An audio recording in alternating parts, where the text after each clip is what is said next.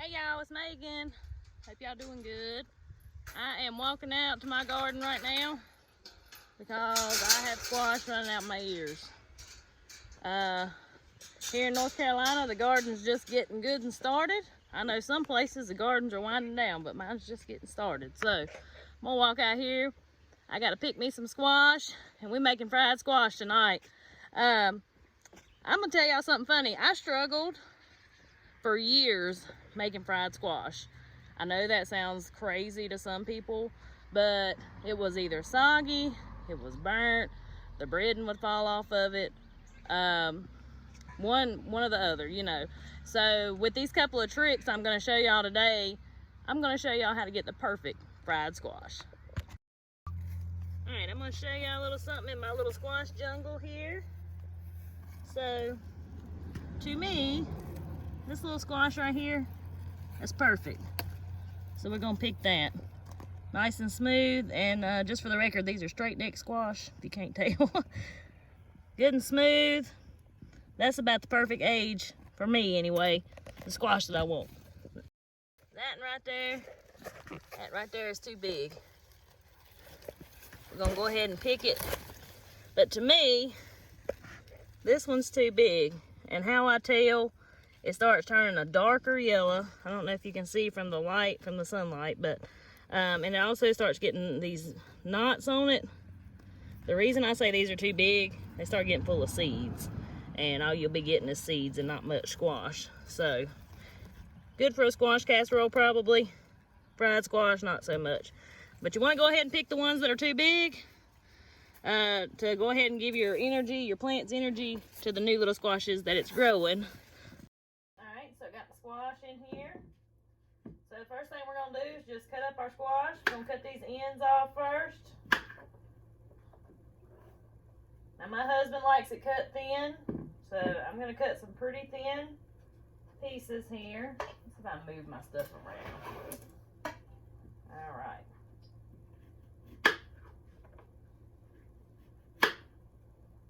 About like that.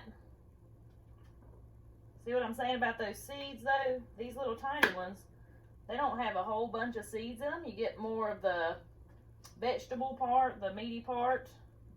The bigger the squash, the more seeds you're gonna have.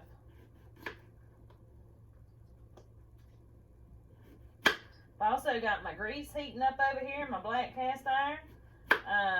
Now I use my lard, but you can use vegetable oil. That'll work for frying too. But if you do have lard or you have access to lard, I would highly recommend frying with lard because it is delicious.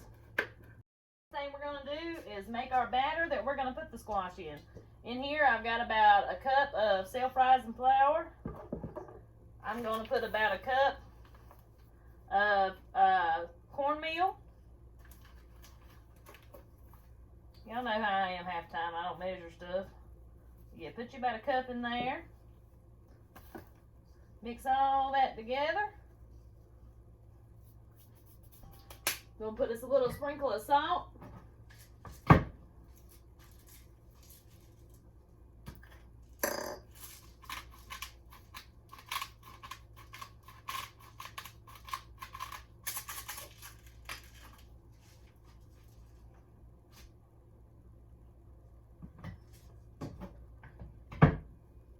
Alright, so now we're going to take our squash, we're going to put it in here.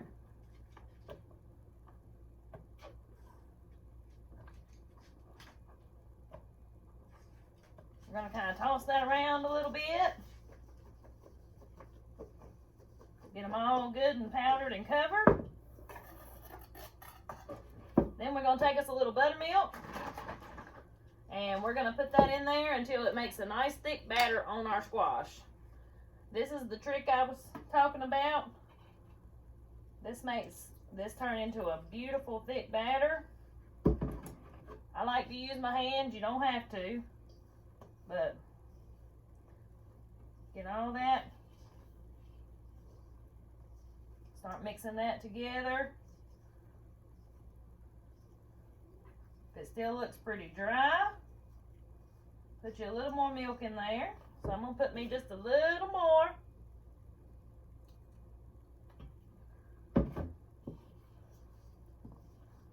And this is gonna make us some delicious, crispy, fried squash. I'd like to hear down in the comments if there is, or what you like to do with your squash. Because anybody that plants squash, more than likely you have it running out your ears.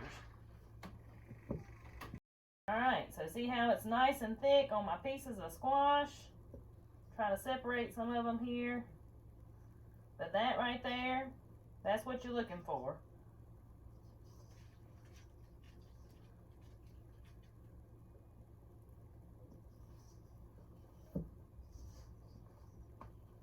Now, the next key to having good crispy fried squash is your grease has got to be hot enough.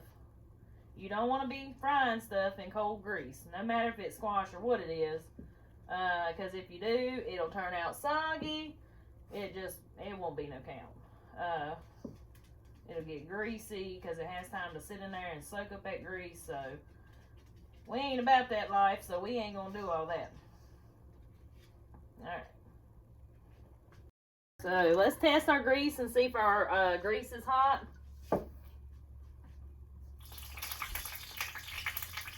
Yep, it's hot. All right. All right, now we're gonna put our squash in our pan.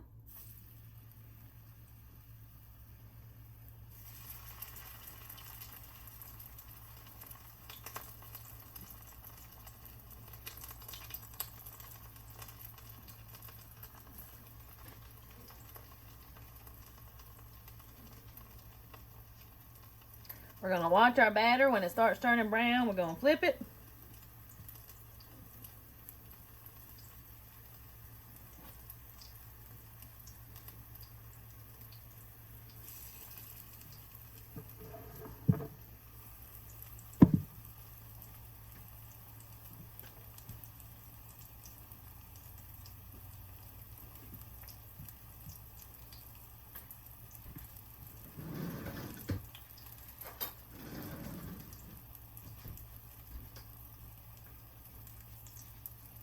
All right, let's give them a flip. Don't take them long, folks. Look how pretty and golden brown that is. That right there, that's what we are looking for. I've got two of the thick pieces. I've kind of put them up on their side so some of that thicker part could get good and done, so I can make sure it's done without burning the sides. Actually, I'm going to lay that one back over for a little bit. But yeah. So that right there, that's ready to put on the plate. On my plate, I have brown paper, like from brown paper bags. My mother-in-law taught me this trick. This absorbs the grease without your fried, whatever you're frying, sitting in the grease like on a paper towel. So, yeah, this right here helps them stay crispy without sitting in all that grease while they're waiting to be eat. All right, y'all. So I'm gonna go ahead and try a bite of my delicious crispy fried squash. Oh yeah. Great. Great, great, great. It's still hot. Very good though. Love it. All right. Very good. So, hope you enjoyed the video. Hope you learned a little something. What I'm going to do today is, if you're looking for something to go along with your fried squash, I'm going to put a playlist link right up in here. I'm going to give you a full meal worth of videos. So check that out if you'd like to learn a little more or see what you can cook for your main dish, your dessert, something like that, your bread. So, yeah. All right. Thank y'all. I'll talk to y'all next time.